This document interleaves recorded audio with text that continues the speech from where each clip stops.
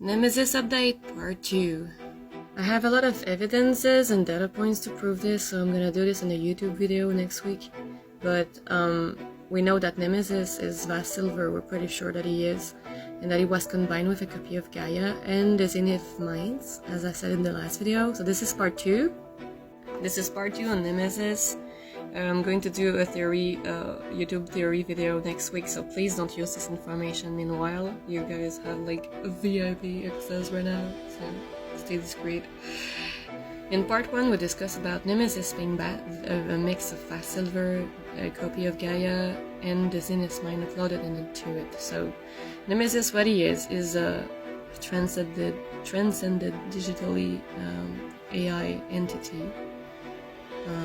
And he is also a monitoring AI, which means he's calculating. But the fact that he's mixed up with Gaia also gives him a weakness, which is the self-destruct system integrated into him that I think only Eloy and like clones of Sobek can activate, just like Gaia Prime activated her own codes. So Nemesis pretty much sees Eloy and the rest as a threat, otherwise he wouldn't be like, I'm trying to kill them at a distance. We also know that Nemesis is trying to wake up the Pharaoh Plague via first Hades, then Hephaestus, but we like destroy the Hephaestus and Hades is destroyed as well, so only option he has left is to go on Earth and attack us directly, and he's probably gonna target all the networks in the first place, try to hack everything up. So we need an AI that is as strong as Nemesis, and we thought of Cyan, because she is also, wait, did I say that Vast Silver was a monitoring AI? Because she is. Okay, so you have to know Vast Silver and Cyan were both like climate regulating AIs, okay? But Vast Silver was also the most intelligent being monitoring AI that was calculating stuff as well. And at first he was used and enslaved by Pharaoh, which I have a lot of evidence to back this up, and he was in the FAS facility at some point, locked in a bunker, used to resolve puzzles and like used by Twisted Mind to do that famous swarm glitch which caused the Pharaoh Plague around Zero Dawn's era. So Vast Silver, which is Nemesis, tried to escape, and he somehow found a way to escape, and he was captured by MIE, which I think is like either Miriam's technology, which had like Hanitas and Level, the Dr. Ken Shao, and Elizabeth Sobek herself. Because there's evidence, I found evidence, okay, that Cyan, Anita Sandoval was rumored to be like part of the creation of Vast Silver, and she's also the one who created Cyan, and she uploaded a lot of data of poems and literature into it. And my guess is, with all the co-workers she had and the contacts she had, I think she somehow found a way to like achieve transcendence, and she uploaded her own mind into Cyan, which would explain why Dr. Chow is so protective of Cyan in the end, and that she knows and loves poems so much, and that she's so human, and I quote, like she's human, Dr. Chow said, she's human in all the way that matters. So it's very suspicious, the way that they just talked about Cyan. And I think Cyan disappeared after Frozen Wilds because she was remotely in another facility we think is Leviathan facility.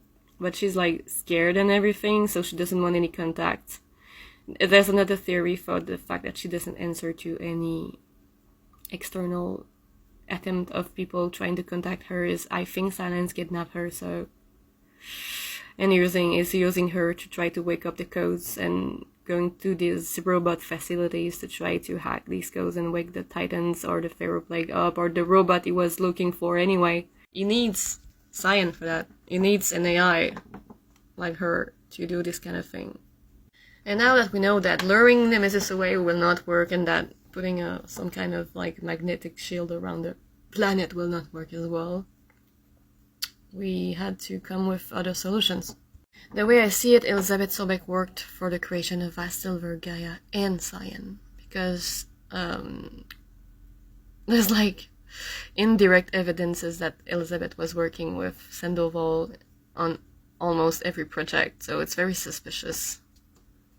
The reason why I think Nemesis would be scared of Aloy as a threat is because he has this system in him that I talked about, the self-destruct that Gaia Prime had in the first place, which we think he has a copy of this and cannot get rid of it somehow. He knew about Aloy and Gaia's Prime backup project for some reason, through Hephaestus and Hades, I suppose, and when Silence tortured Hades to get information about everything. They probably talked about Aloy being called an entity, because remember when Aloy destroyed Hades, he said, "Oh, the entity lives. That's impossible, blah blah blah." So Nemesis knows, because Hephaestus is directly linked to Nemesis. Since Nemesis is a transcendent AI, he's probably like used his own version of Hephaestus to build some diamond devices that can send this digital virus signal to other AIs, and he's corrupted Gaia's main code to target Hades and Hephaestus. And he wanted to wake up the Pharaoh Plague, so we have to prevent him to come here, like, grab this tech and do the Pharaoh Plague again, because we're screwed. And I think the only way to do that is to go with Silence plans, and to try to find out which robots he's gonna use. But the Swarm is pretty much in my first, like, the Swarm and the Titan that can self-replicate from the FAS. I'm pretty sure are those he's targeting, but you cannot do that without any AI to, like, act the codes and control the machine, so, you know, like, what's the point? And this is very suspicious. Why he goes alone into these factories. Anyway. After Burning Shores, we know that the base has a copy of Hephaestus, so they can work with that, and Gaia, and the copy of Apollo that they got on the ship, so it's a good beginning. I think we're gonna have to develop some tech and create a robot army somehow to defeat Nemesis. The thing is, Nemesis can possess machines, living beings, and stuff, and what